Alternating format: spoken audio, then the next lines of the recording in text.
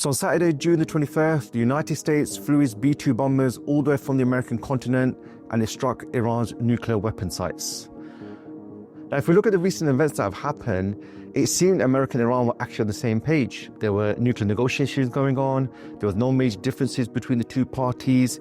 In fact, it seems there was a deal actually imminent. Despite this, America uses B-2 bomber to strike Iran's nuclear sites and put back its nuclear capabilities. But we're finding out now, as the days go on, that actually America even informed Iran they were going to do this. So there was an AMRAJ report quoting unnamed sources or sources who cannot give away their name. And they've quoted sources who said that America informed them at least 2 days in advance.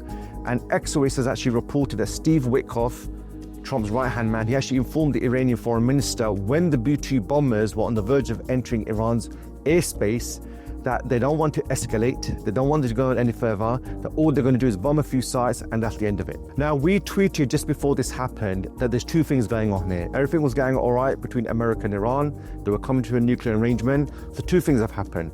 Either there's been a breakdown in the negotiations, so America wants to punish Iran, or finally, after 2-3 decades, the Israeli government has finally convinced America that they should attack Iran's nuclear sites. So a couple of days later, we know actually what's happened.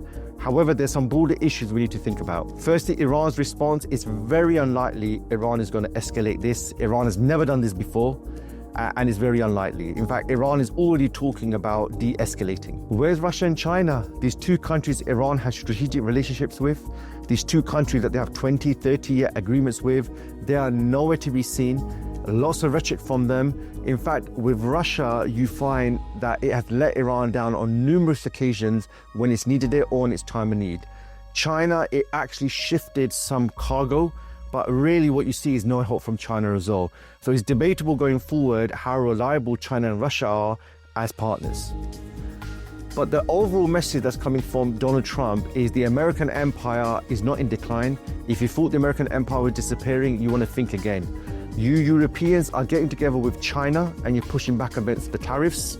This is a message from Trump. And for China who thinks that the American empire is in decline, this is really a message to them that whatever you do, America can strike you wherever you are. America will surprise you and you won't know what's hit you.